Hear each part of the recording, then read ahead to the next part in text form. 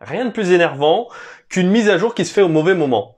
Vous avez tous déjà vécu ça, un ordi ou un smartphone qui commence à faire sa mise à jour au moment où vous en avez le plus besoin. C'est le plus terrible. Jacques Attali disait, ce qu'on nomme la crise, c'est la longue et difficile réécriture qui sépare deux formes provisoires du monde. En somme, une mise à jour. La crise est en quelque sorte ce temps en suspension entre deux périodes provisoires.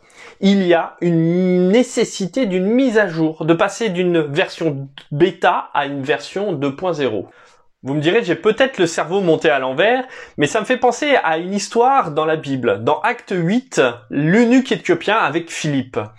L'eunuque est en train de lire tranquillement le rouleau d'Ésaïe, Ésaïe 53 pour être précis, mais il ne comprend pas ce qu'il lit. Ça doit avoir un impact quand même sur lui, puisqu'il est en train de lire des images qui sont assez violentes. On voit un serviteur qui est comparé à un mouton innocent qui est mené à l'abattoir. Quelle injustice!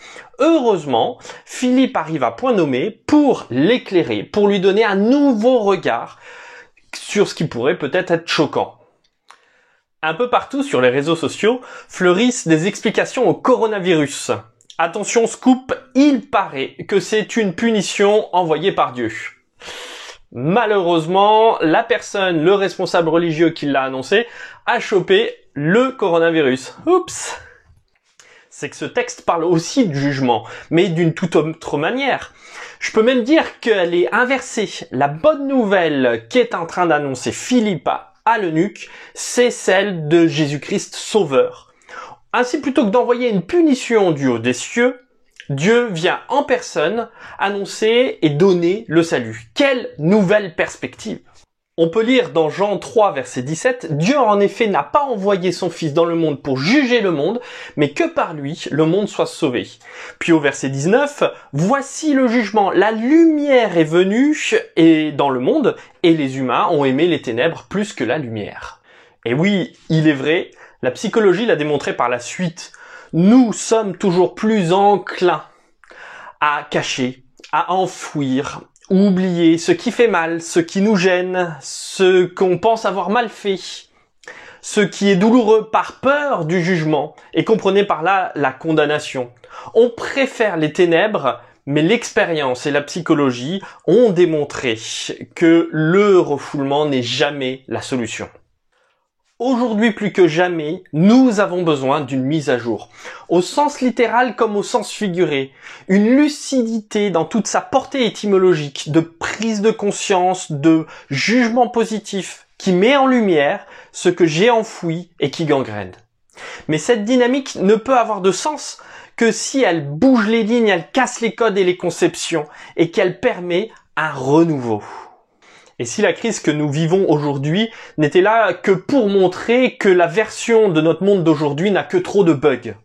Une version qui a besoin d'une mise à jour. Et cela nous interroge.